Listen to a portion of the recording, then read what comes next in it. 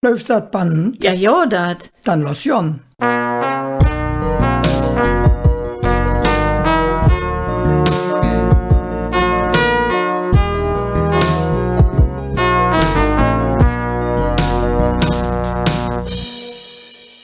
Dag Hermann. Dag Caroline. Und dag leef Lückschot zu Hus und unterwegs. Hück machen wir jetzt ganz Finges. Ja, ne ganz besondere Spaziergang.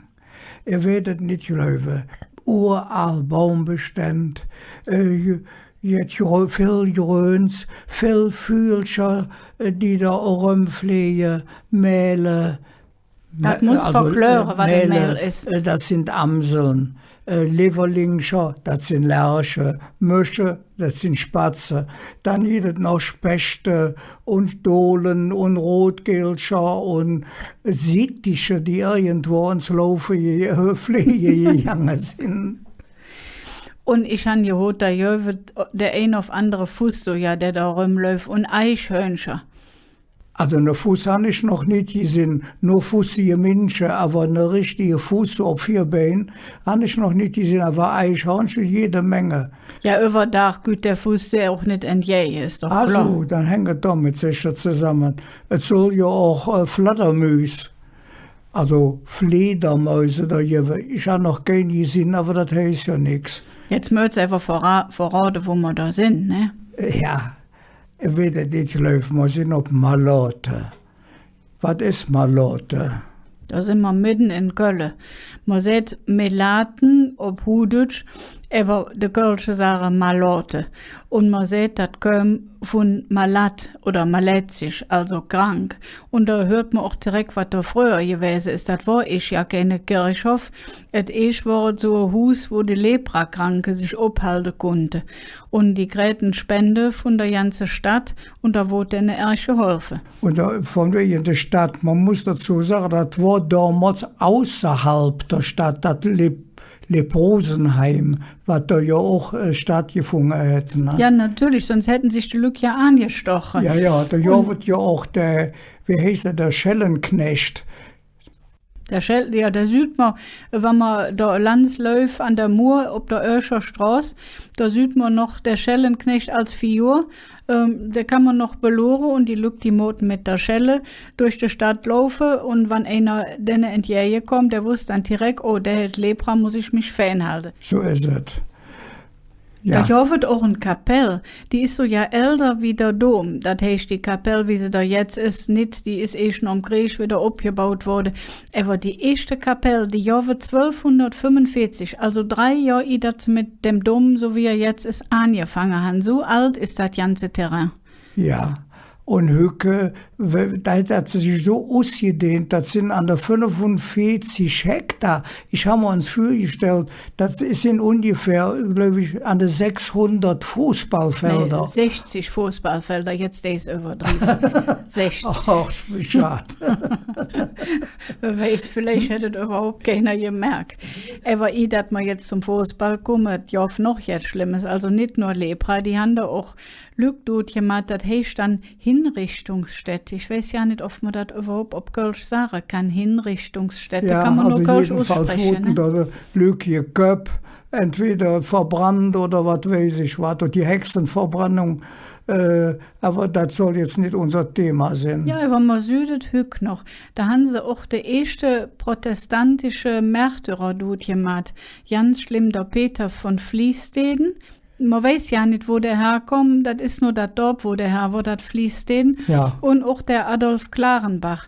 Ja. Da waren 2 Protestante und die wollten bestimmte Sachen von der katholischen nicht mehr akzeptieren.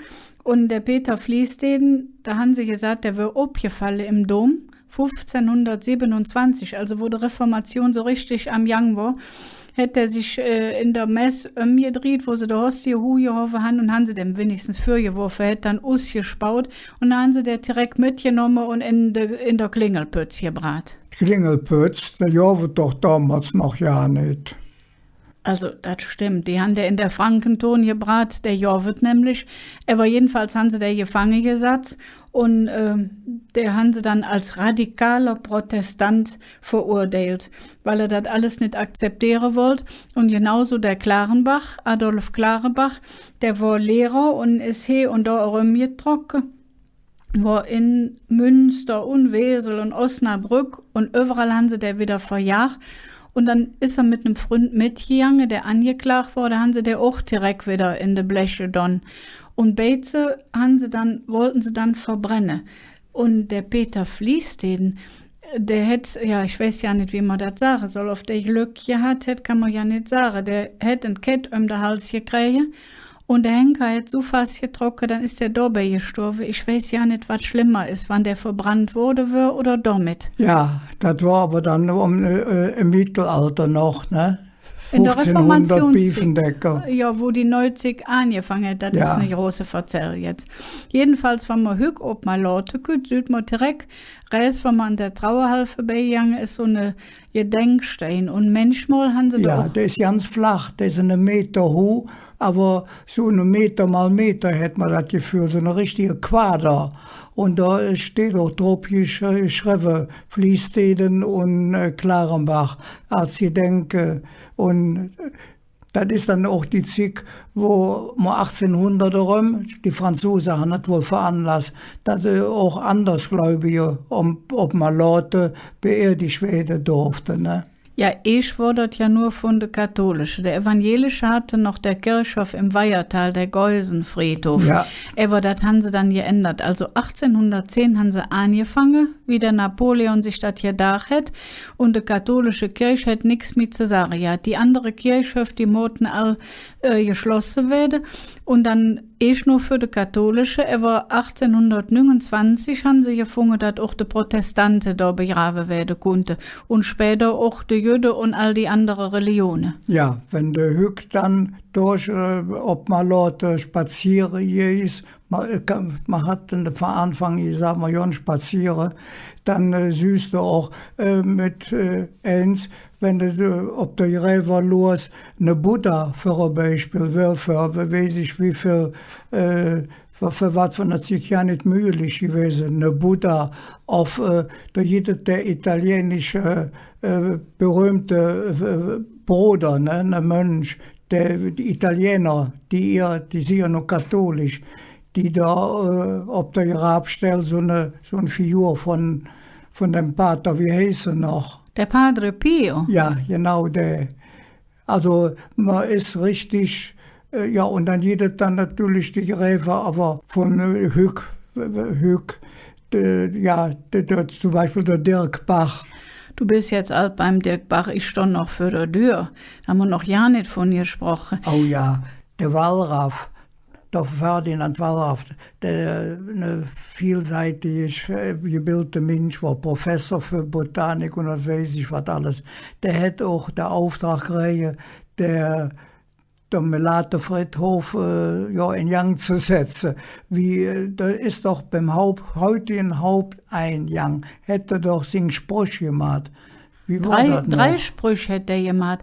Also der mir best gefallen hat, wo der letzte, also was Hück die Ports 3 ist, da steht drauf, trans in uns sine votis mox noster.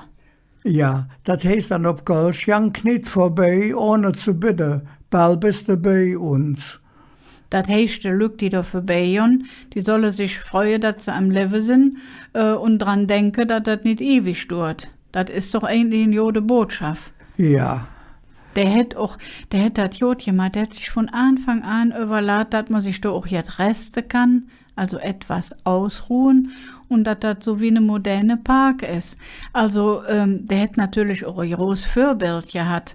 Der hat an der Kirchhof, an der Friedhof Père Lachaise in Paris gedacht. Wo hätte er dann gedacht? An der Père Lachaise in Paris. Was ist das? Das ist eine Kirchhof, Ein kennst du den nicht? Kirchhof. Ja, ich war in Paris, aber da bin ich nicht gewesen. Ich war am Montparnasse, aber da nicht am Kirchhof. Das ist aber eine ganz berühmte Kirchhof. Da haben sie der Heinrich Heine begraben. Der Heinrich Heine, haben Ja, sie ja, da das. begraben? Wieso wollten sie den auch in Düsseldorf nicht? Entschuldigung, lass mal wieder. Wir haben gesagt, so ich habe gelehrt, das heißt Bashing.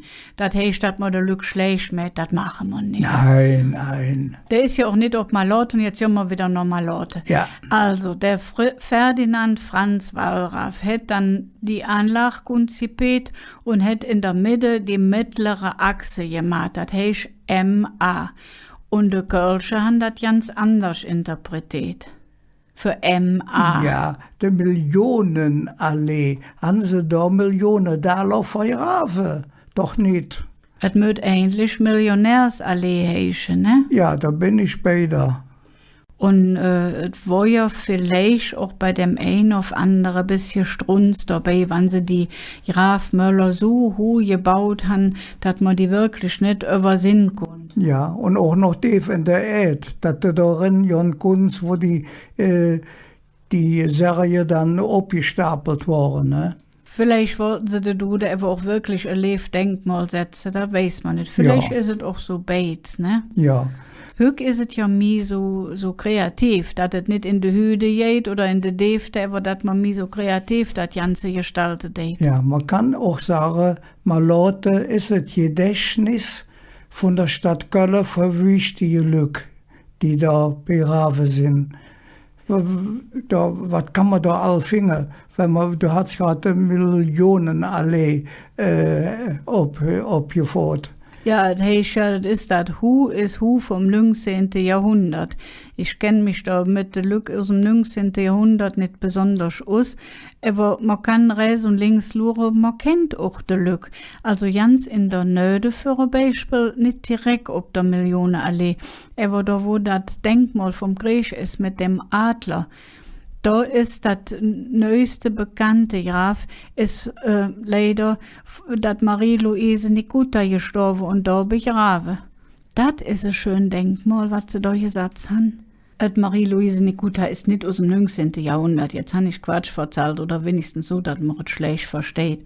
Es ist ja 2020 gestorben. Und das war leider in der Zeit, wo man nur Begräbnis machen konnte.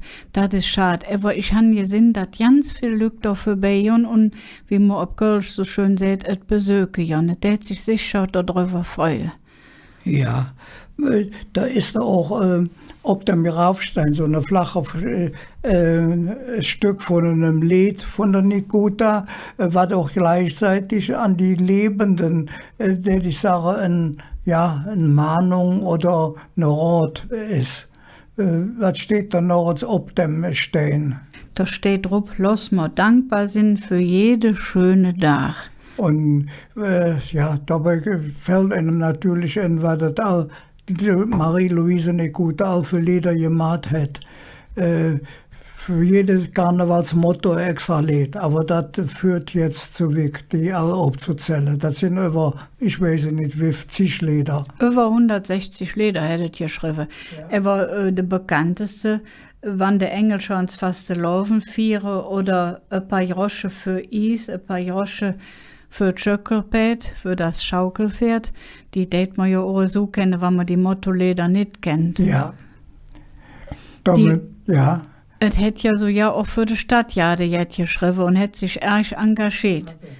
Es ist in dem Sinn auch ganz modern. Und wenn du das Graf süß, da ist einmal die Unterschrift von Marie-Louise und dann sieht man auch noch so eine QR-Code. Was für ein Code sieht man da?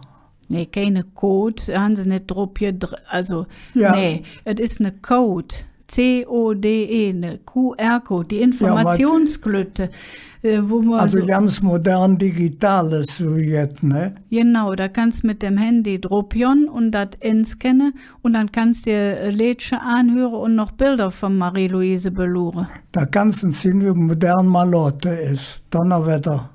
Ja, und ich schlöf etwa erst zufrieden. Ich habe gesehen, dass sie, weil das ja nicht irgendwie gestorben ist, ja drauf, am ersten Todestag von der Stadt eine ganz schöne Kranz da abgebaut haben. Und die Fläche neben dem Graf ist frei, wie wenn sie es extra so gefunden hätte, dass man ganz viel Blümchen und Kätzchen abstellen kann. Ja, nicht nur da hätte Stadt Köln eine Kranz abgestellt, auch beim Zwirner. Ja, beim Zwirner, der war ja auch erg wichtig für die Stadt. Das ist ganz in der Nöde, also die könnte Norborjon. Da geht man wieder an das Denkmal mit dem Adler und dann direkt Räserem, da ist der Zwirner, Ernst Friedrich Zwirner. Das ist der, wie sie der Dom Wigger gebaut haben, der Dombaumeister gewesen ist.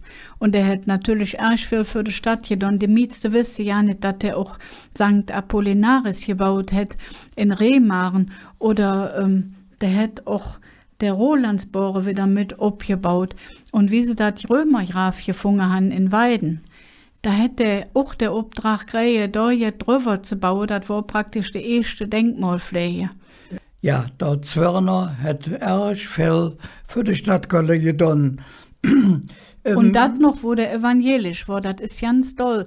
Die haben ja für eine katholische Kirche einen Dombaumeister engagiert, der evangelisch war. Das war aber nur wegen der Preußen.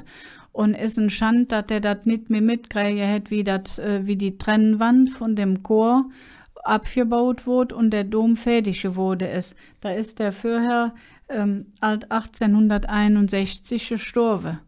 Aber das war wirklich ein Multitalent und er hat so ja die Synagoge, die da war, wo heute das Theater steht, hätte er auch abgebaut. In der Glocke, ja.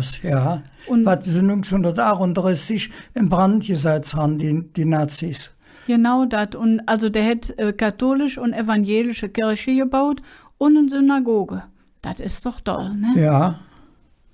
Der sieht man auch, und da ist auch so ja Porträt von dem, das ja wird vorher nicht, da sagt man auch, dass die Leute selbstbewusst geworden sind.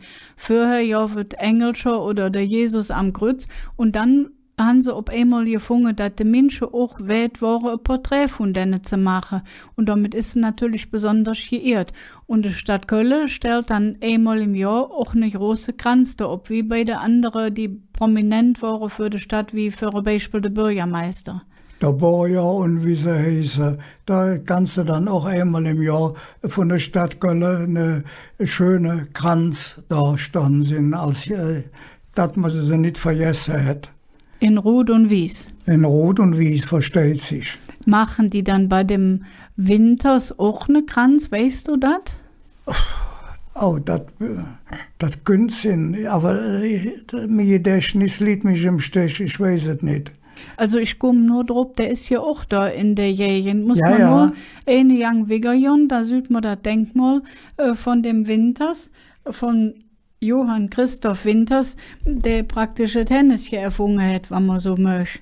Ja, der hätte dann auch, ich hoffe noch, die Schiffsbrücke in Köln. Und da hätte dann, wenn die ausgefahren war und die Leute mussten warten, um auf die andere Sieg zu kommen, hätte Puppenspiel, hätte da Hennes gemacht. Das Hennes hier war aber erst in der Puss, ne? Ähnlich war der Winters ne Schnieder. Und dann hätte er seine Frau kennengelernt, ob der Wanderschaft und ist dann in Köln geblieben. Und hat dann ja nicht mehr als Schnieder gearbeitet, war dann Möller und Anstricher. Und im Winter hat er dann das Puppenspiel gemacht und Mut hat jedes Jahr neu wieder genehmigen gelassen. Und daraus hat sich dann das Hennesje entwickelt. So ist es. Also wenn man so will, hat der Tünnes und Schäl erfunden. Ja, also da hatte man gesagt, da jeder doch die Figur, ne? Mit der Hennesje-Figur in der Nöde. Ja, das ist ja kein, das stimmt, das ist ja kein Graf. Das Graf, das weiß man ja nicht, wo das ist, weil der Winters und seine Frau als Lück gestorben sind. Und dann haben sie das einfach parat geknuft, dass 200 Jahre wie der Tennis hier gegründet war, dass sie da das Denkmal hingesetzt haben. Da sieht man also das hier sich vom Winters und da sieht man auch das Hennes hier und das Bärbelche. Und das ist echt schön. Sie haben da ja dann auch geehrt und haben einen Schuldner dem benannt. Und der Tünnes, der hörnische Hut, das war ein Persiflage gewesen auf der Millowitsch. Da hätte man mit E geschrieben, aber man sieht, dass das auch die Verwandtschaft war vom Willi Millowitsch. Das war praktisch dem Singe Konkurrent von der Schelsig. Ja, der Millowitsch, um das zu sagen, dass der ist auch da beerdigt wurde. Und ist ja auch im Kölner Dom, hat der Weihbischof so ja der Trauerrede gehalten. So wichtig war der Willi Millowitsch für Köln. wenn man sich das jetzt genau überlegt, wir haben jetzt rundherum das Denkmal von dem Adler, haben wir 4 Lükscher erwähnt, ganz unterschiedliche. Und das ist ein Beispiel dafür, was einem passiert, wenn man da spazieren geht. Du hast evans der Dirk Bach erwähnt, da jedet ja auch ganz jecke Gräber, wo man sieht, dass man in Gölle ist. Also einmal habe ich gesehen, da war der Jesus abgestanden von der Dode, man sagt, wie der die typische Handhaltung hat. Aber normalerweise steht er dann die Hand für zu seine Hu have und wat han sie gemacht, ein paar Luftschlangen darin gehangen. Das han ich einmal verhaftig gesehen. Und so ist es ja auch jetzt ganz besonders. Du hast das erwähnt, evans das Graf vom Dirk Bach. Da ist ja von dem so ein Bank, also dem gewidmet, Rendezvous beim Mäusekönig vom Heller von Sinnen. Hätte das gestift, wie der Dirk Bach tut war. Und so jedet noch mehr Sache, gerade von der Fastelovensfreunde, ne? Ja, da jedet fast der Laufensfreunde von der Rote Funke, eine staatsche Rote Funk, ganz in Bronze. Der steht auch in der Nöde, von dem wir ja gesprochen haben. Da kann man extra eine Führung machen, wo es nur um die Fastelovensjacke geht. Also der Job Schmitz für ein Beispiel ist ganz in der Nöde vom Anfang begraben. Und da steht direkt die Lädchen auf dem Grabstein. Am Aschermittwoch ist alles vorbei. So, wir hoffen, wir haben euch jetzt endlich neugierig gemacht, wenn ihr nicht wisst, wo ihr spazieren wollt, dass ihr das uns oben mal lassen könnt. Und das wird richtig fing. Aber jetzt kommen wir zu unserem Sprachkurs. Der dritte, aufgepasst, jetzt wird ein bisschen pingelig Kölsch gelehrt. Jetzt müsste der Lück einfach Angst. Also, hier kann man für jetzt ganz besonders zu besprechen, nämlich der Bindewort. Das heißt, wenn man von der Vergangenheit erzählt, wie man das jetzt getan haben, da muss man genau aufpassen, wann es richtig Kölsch sein soll. Da hätt man für ein Beispiel das Wort als im Hudütsche. Das heißt ob Kölsch, wie, was im Hudütsche ganz verkehrt ist. Also, für ein Beispiel. Ja, also, wie ich ob Malotte war, habe ich mir einen Fund getroffen. Man darf dann nicht sagen, ja, wie? Gut, das wie drin für. Man könnte auch sagen, nachdem, ob Kölsch, nach dem, das wird dann wörtlich übersetzt. Aber der Kölsche sagt auch in dem Fall, wie. Wie ich wieder rausgegangen war, hatte ich noch viel nachzudenken. Dann ob Hudütsch, bevor. Könnt man ob Kölsch sagen, bevor. Ja. Das ist aber wörtlich übersetzt. Besser tät man sagen, i dat. Ja, dass ich wieder nochmal Leute fahre, tue ich noch hier drüber lesen. Dann jedet im Hudütsche, wenn. Das heißt ob Kölsch, wann. Ja, also Beispiel, wann ich Glück habe, tue ich die Grabstelle von anderen prominenten Finger. Und als letztes tät man auch nicht während, wie im Hudütsche sagen, aber der will. Ja, als Beispiel jetzt, da will ich über Malotion, gut man das ein auf andere Ende Sinn. Das schinkt jetzt vielleicht ein bisschen Grenzchenstrießerei und ein bisschen pingelig. Aber ich habe gedacht, einmal machen wir das ins gründlich. Der dritte. Das war es auch für Höcklev Lükscher. Ich hoffe, dass es euch gefallen hat und wir hören uns wieder in der nächsten Woche. Tschö.